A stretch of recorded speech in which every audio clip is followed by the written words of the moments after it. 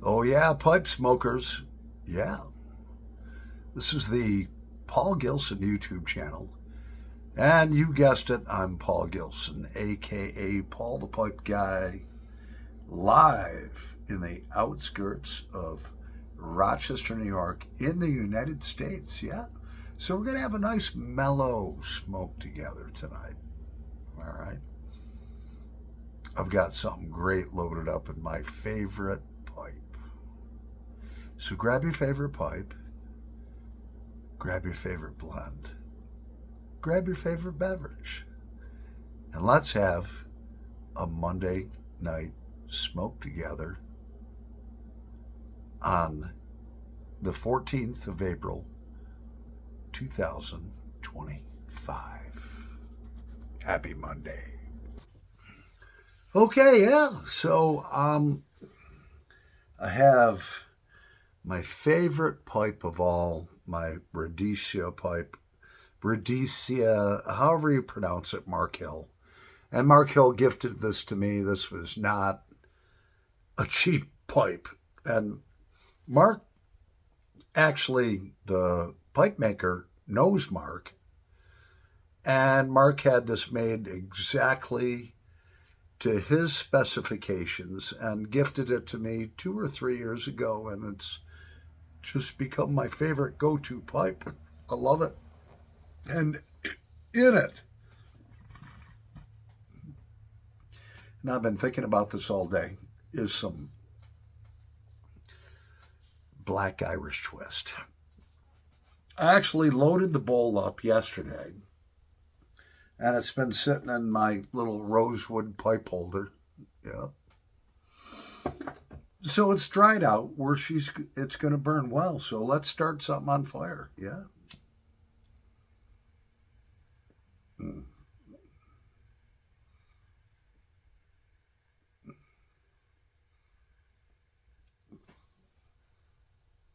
Mm. Wow. Look at that tobacco rise up. Oh, the taste of barbecue.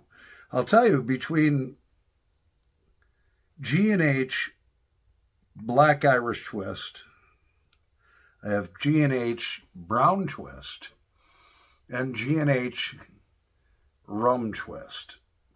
The Black Irish Twist is by far my favorite.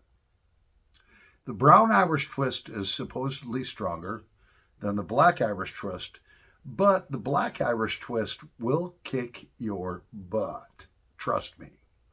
If you smoke that like a freight train, you're going to get a nick hit from hell. You will. Trust Paul the Pipe Guy.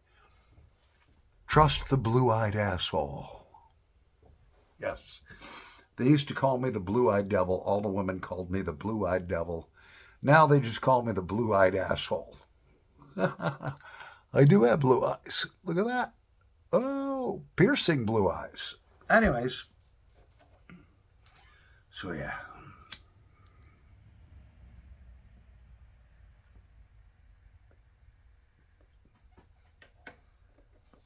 So as if you followed my channel at all, you know that I need to find another place. And I've looked at a million homes online.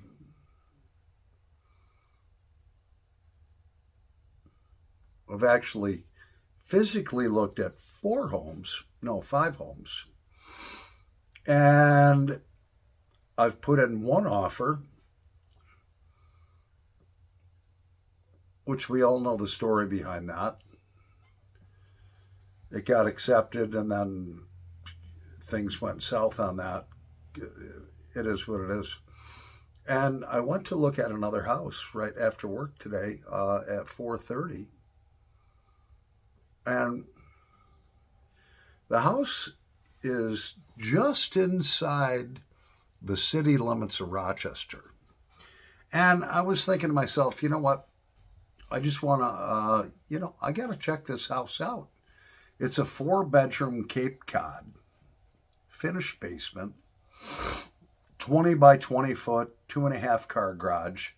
And then it has like another little spot on the other side of the garage where I forget what you call it, a carport.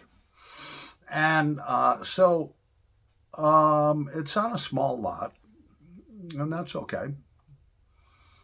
At first I thought I wanted like a little 1,000 square foot cabin and on 20 acres or whatever. But I went to this city neighborhood and I'm looking, and the first thing I notice is all of the houses are in like pristine shape. All of the landscaping, pristine shape. All of the cars are like brand new or newer cars.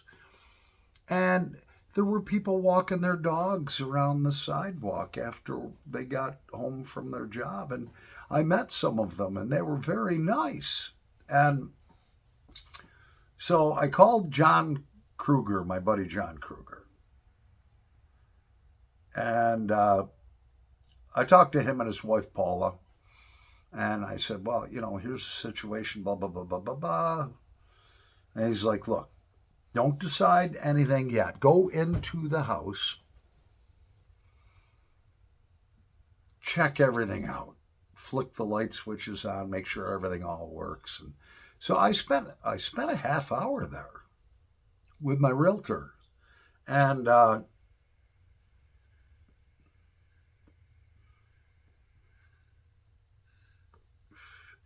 it's actually a 1,600 square foot Cape Cod, which is big for a Cape Cod. It's a 4-bedroom.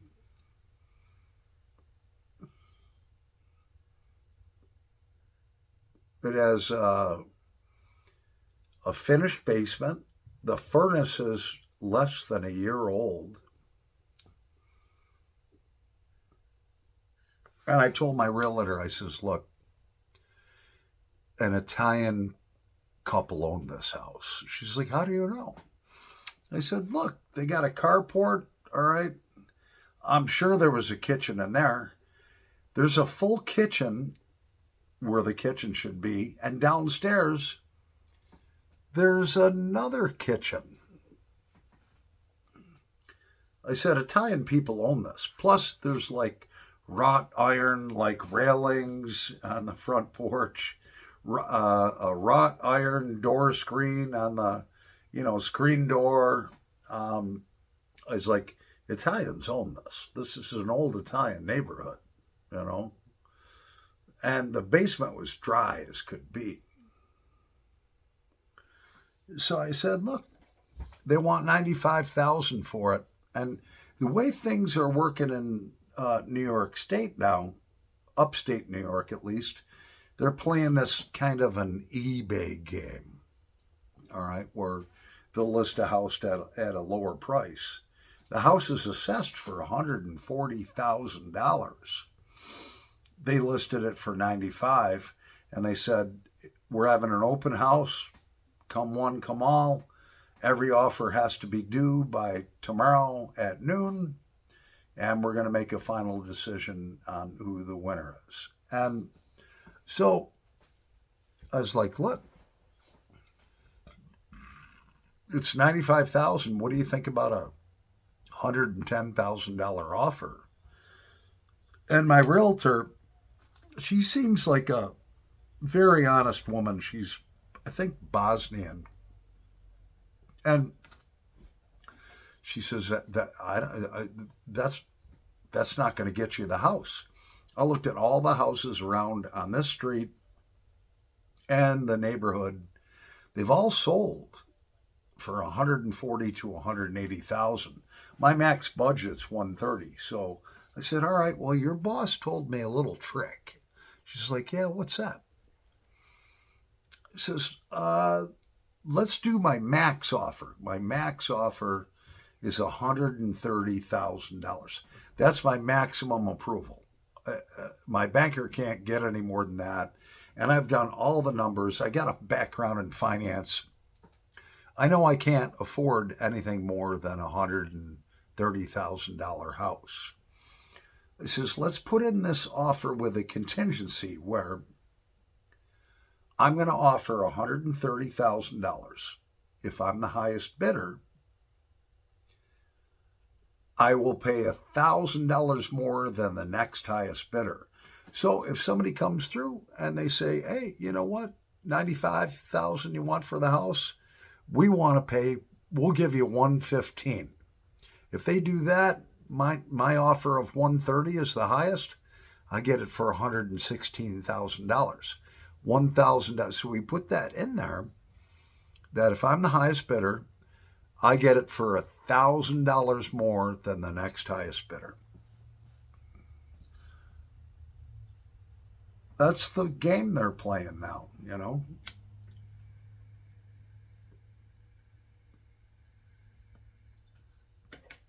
And it's a smart game on their part. You get a bunch of people, buyers involved, and you're basically having a bidding war. But she says, I'm going to wait till a half hour before the offers are due in.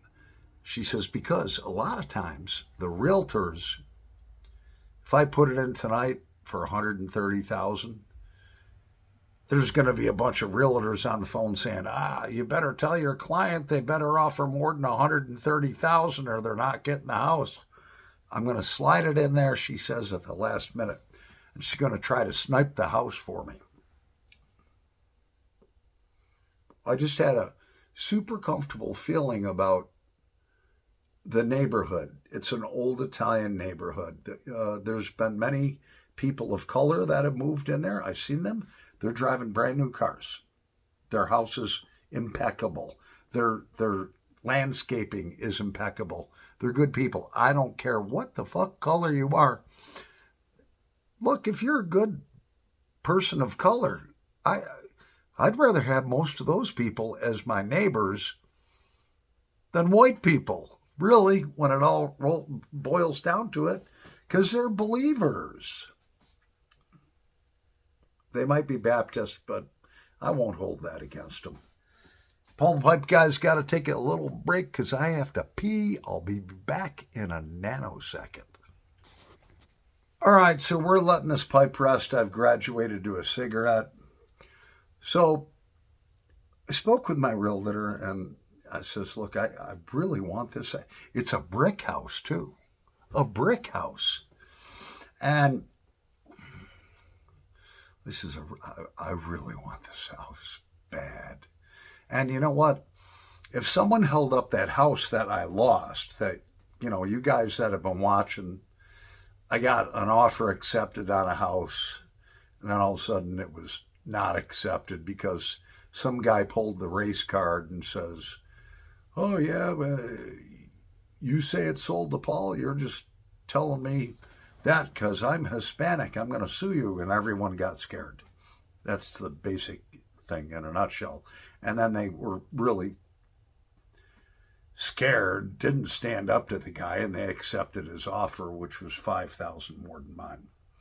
So if you held that house up against the house I just looked at tonight, I'd rather have the house that I looked at tonight than the original house I put an offer in, and things got combobulated. Yeah.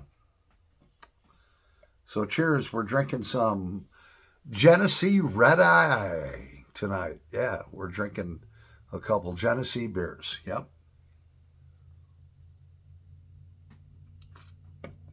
So I told her, I says, look,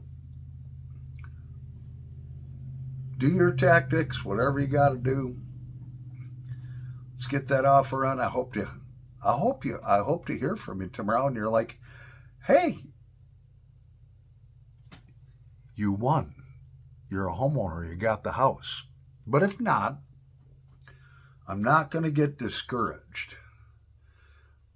I told her that. I says, hey, if it doesn't work out, I'm not going to be discouraged. Yeah, I'll be a little disappointed, but you know what? There's going to be other houses that we'll look at. And she's like, my team is extremely motivated. we're going to find a house for you. And she knows the time limits and stuff that I'm working with. And because my landlord told me I had to be out. And, you know, he gave me his reasons. It's not anything that I did. I pay my rent on time the day before it's due for 11 years. So, you know, he has other plans for the house that do not include me. So I've now got like 51 days to move out. But I would hope that after 11 years, if I needed another 30 or 45 days, I've got a mortgage commitment and all that stuff, I would hope that he would work with me, you know, not just change the locks or, you know, have all my shit moved out on the front lawn, you know, or something like that, you know. It would behoove him to, it would behoove us both to just work together. Because I'm actually more motivated to get out of here than he is to have me out of here. And I haven't done anything wrong. So, yeah, the house has been disorganized and stuff like that. Little clutter here, a little clutter there that he hates. His daughter hates it even worse. And that's okay. You know, I get that. And it's okay. Everything gonna be all right. Yeah. Oh, yeah, I just thought of an idea. Everything gonna be all right.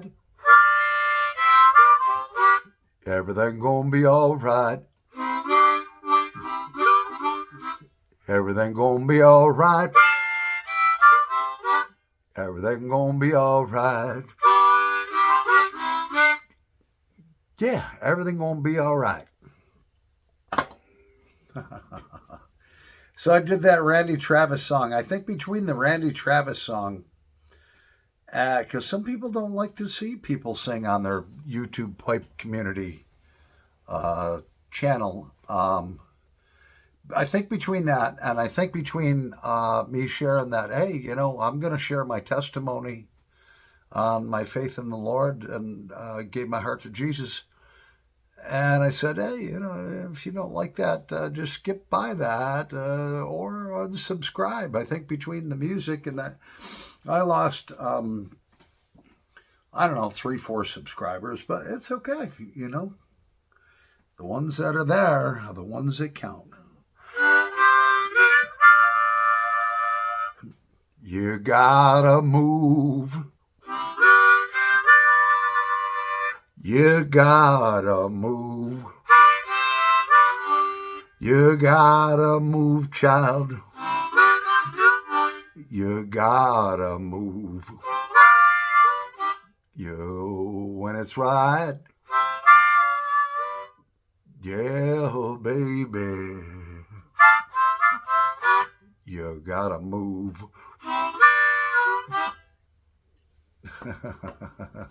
Yeah, and that song goes on. You may be rich. You may be poor. You may be, and it goes on and on and on. You know, we can, yeah, that's a nice blues band in the key of, can't remember. Yeah, I don't know. That's my Chinese one. The other one is much better. So, we shall see, you know. Anyways, I'm Paul the Pipe Guy, live from the outskirts of Rochester, New York. If I get this house, I'm going to have to change that and say, hey, I'm Paul the Pipe Guy from Rochester, New York. Yeah. Over and out. Pray for me that I get this house.